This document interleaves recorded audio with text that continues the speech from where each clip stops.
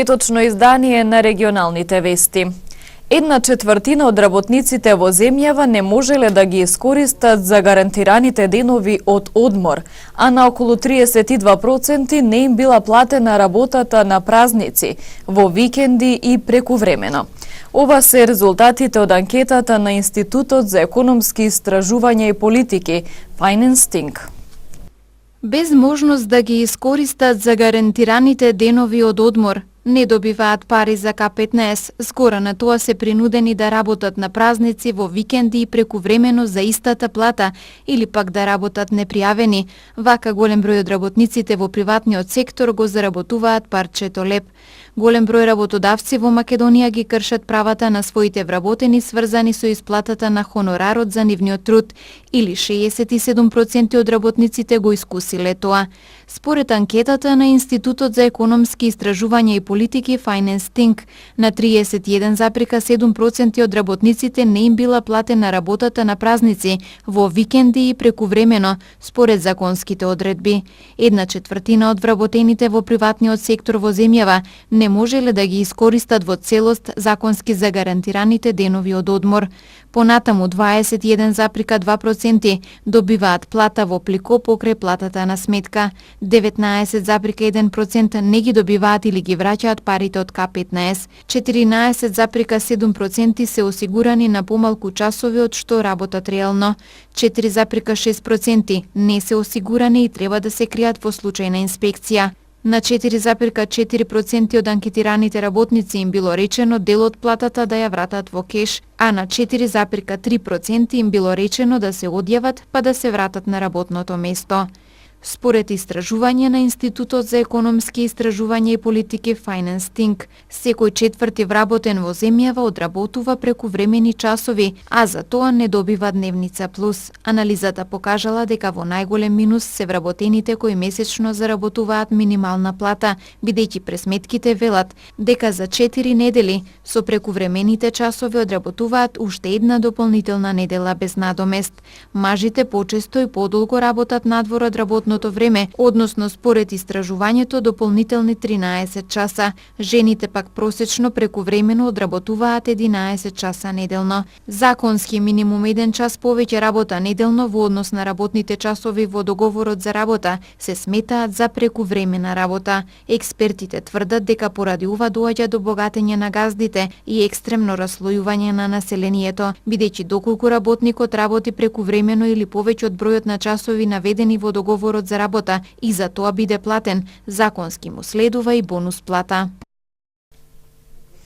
10 невработени лица од различна припадност во изминатите 4 месеци ја помина обуката за шивачи во рамки на проектот Мобилен тим за социјална инклузија на ранливи групи во Тетово. Проектот е имплементиран од невладината организација Сонце, а е финансиран од ГИС канцеларијата во Скопје. Днеска сме тука за доделување на свечени сертификати на обука од 4-месечен курс за шиење. Бидејќи Тетово станува град на индустријата и град на шивачката индустрија, ние со овој проект, кој што е една од компонентите, се вика проектот Мобилен тим за социјална инклузија на ранливи групи во Тетово, финансиран од ГИС, тоа е Германската канцеларија за интернационална соработа од Скопје, а во соработка е со општина Тетово. Значи општина Тетово ни е главен партнер, соработник на локално ниво, со тоа што има можност 10 невработени лица од различна етничка припадност да поседуваат 4-месечен курс, кој денес им дадеме официјално и сертификати.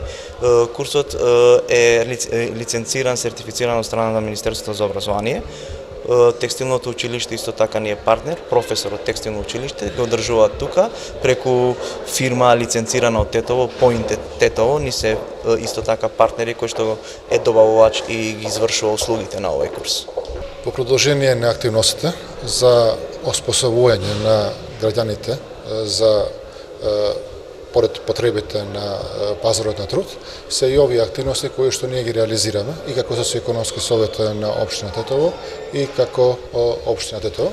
Во ова насока, заедно со невладините организации, во овој случај со невладината организација Сонце, беа идентификувани лица кои што се немаат вештини за живот или пак сакаат да ги надоградуваат нивните вештини за живот и се реализира и оваа активност.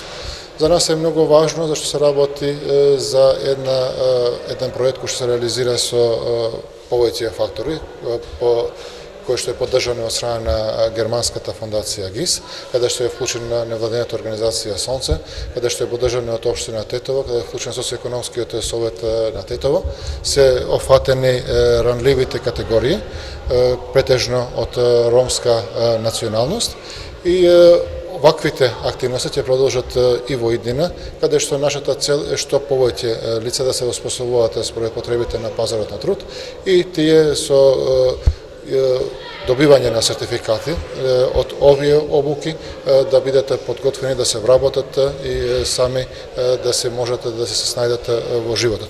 Многу е важно овие проекти што ние ги реализиравме дека имаат голема ефикасност и дека голем дел од нив веќе се или вработени тука во нашите фабрики во Тетово или пак се вработени надвор од државата.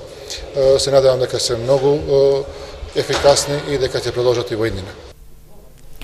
Бизнис образование во 21. век е темата на трибината која се одржа на Универзитетот на Југоисточна Европа. На трибината беше посочено дека македонското образование не произведува кадри кои се бараат на пазарот на трудот. Образованието не ги следи потребите на пазарот на трудот кој произведува несоодветен кадар кој повеќе не го бараат фирмите и компаниите. Ваквиот јас меѓу овие два сектори ја кочи македонската економија која не може да најде работници, потенцира на конференцијата Бизнис образование во 21. век. Професорот Абдулменав Беџети вели дека факултетите мора да ги приспособа студентските програми, но потребно и наставниот кадар да користи современи начини на предавање, со цел да се мотивираат студентите на полесен и побрз начин да ја совладаат материјата која ја бара бизнис секторот. Начинот на реализирање на бизнис, нели денеска онлайн бизнис, онлайн трансакции и сите овие онлайн сервис, нели од Тетово се прават услуги, се продаваат пица во сат. Сето ова не наведува во тоа дека ние мора на некој начин да правиме напори да ги смениме не само студиските програми, туку и начинот како тие ги пренесуваме кај младите. Заменик министерот за образование Арбер Адеми вели дека се прават напори образовниот процес да одговори на потребите на фирмите преку воведување на така наречено дуално образование. Некои чекори се превземени, ете на пример и дуалното образование, кај што целиот процес, образовен процес, ќе се одвива во партнерство со компаниите и со работодавачите. Дел од собствениците на компаниите кои учествуваа на трибината велат дека дуалното образование помага да најдат соодветен кадар, но потребно уште многу да се работи на ова поле. И неопходно во нашата економија и во нашиот бизнис, каде што фалат кадар во делот на логистика, во делот на конкретна продажба на робата за широка потрошувачка. Учесниците на трибината посочија дека образованието постојано треба да го следи пазарот на трудот кој се менува со брза динамика, за разлика од факултетите кои пред се се конзервативни институции, и јазот меѓу нив и потребите на фирмите секогаш ќе постои. Годинешнава пролетна сеидба ќе биде една од најуспешните, прогнозираат познавачите на приликите. И покрај ваквите најави, тие апелираат земјоделците да внимаваат на овошките и зеленчукот, кој може да се оштети од непредвидливи климатски услови. Маки Вејсели од Тетовско џепчиште 10 години обработува околу 40 декари земја. Вели дека од година в година оваа дејност е се понепродуктивна, но откако останал без работа, како што истакна, е принуден да се занимава со земјоделието како единствена алтернатива за екзистенција. Најголем проблем е пласманот, но и трошоците кои ги имам за производство, рече Весели. Па може некако, ама многу слабо, затоа немаш каде да ја продаваш, да даваш многу пари и после да ги земаш помалку, тоа не е добро. Немат да се напредуват многу. Тоа е само да излезе нешто, едно плата. Поради ваквата состојба по нивите низ Тетовско ретко може да се забележи земјоделец. Дел од земјоделската површина воопшто не се обработува. Дел веќе се пренаменува во градежна парцела. Од Агенцијата за потек на развој на земјоделието велат дека постојат начини оваа дејност да биде подоходовна, но потребен е поорганизиран пристап на земјоделците. Отаму како најголем проблем ја посочуваат расцепканоста на нивите кои ги поседуваат земјоделците, кои како во регионот и западот треба да ги обработуваат производите на една парцела со цел да се намалат трошоците.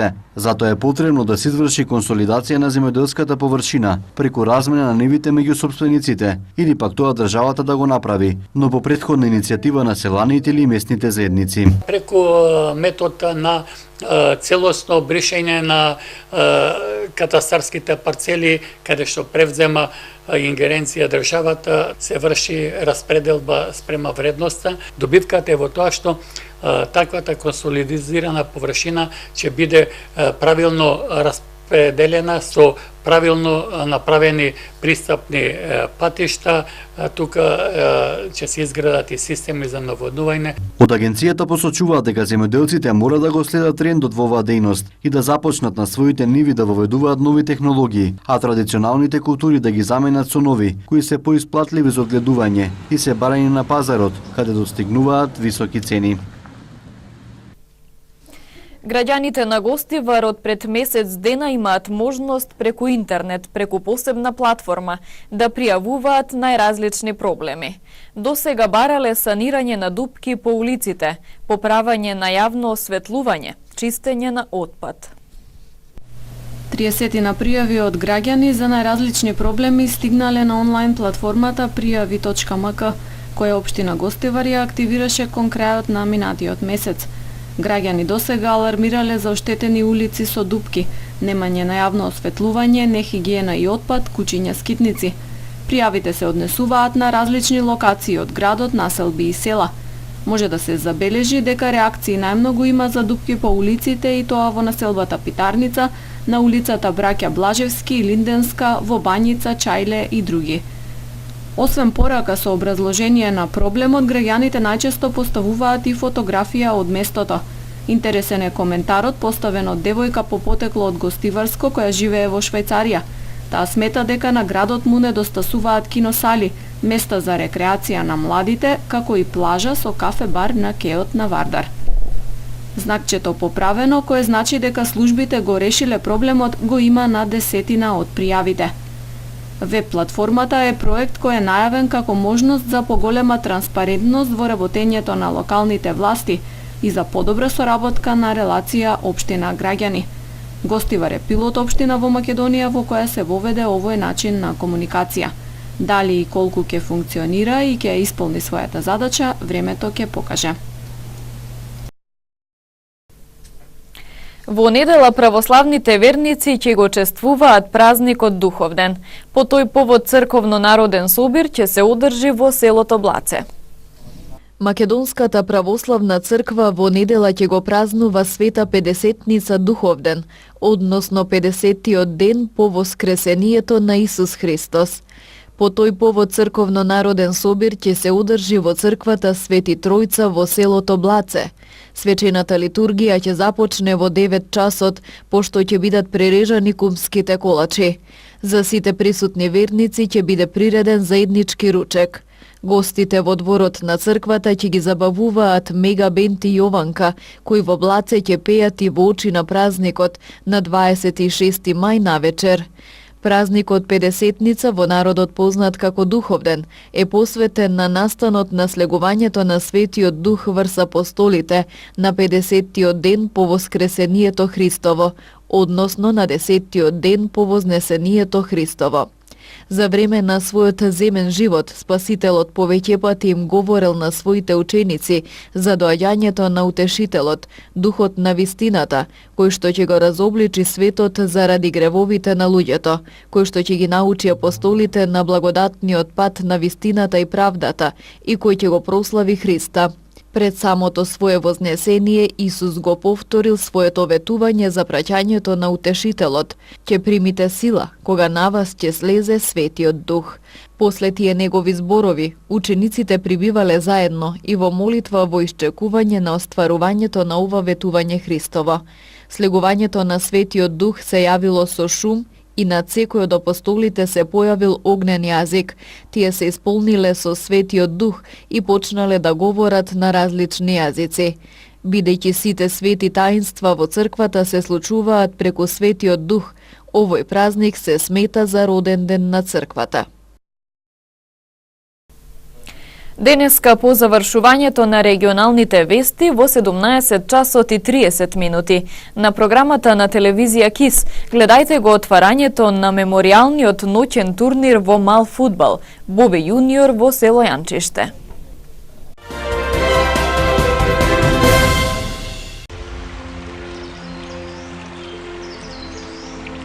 Времето денес беше сончево и потопло со мала до умерена облачност. Утринските температури се движеа од 12 до 19, а дневните од 20 до 26 степени. Вредноста на УВ индексот изнесуваше 7.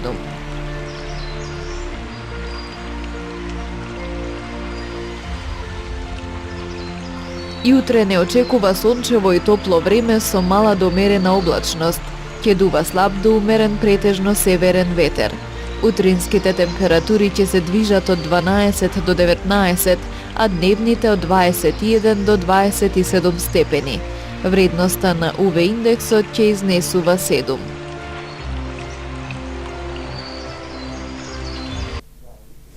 Вестите ги завршуваме. Ви благодариме на вниманието. Пријатно!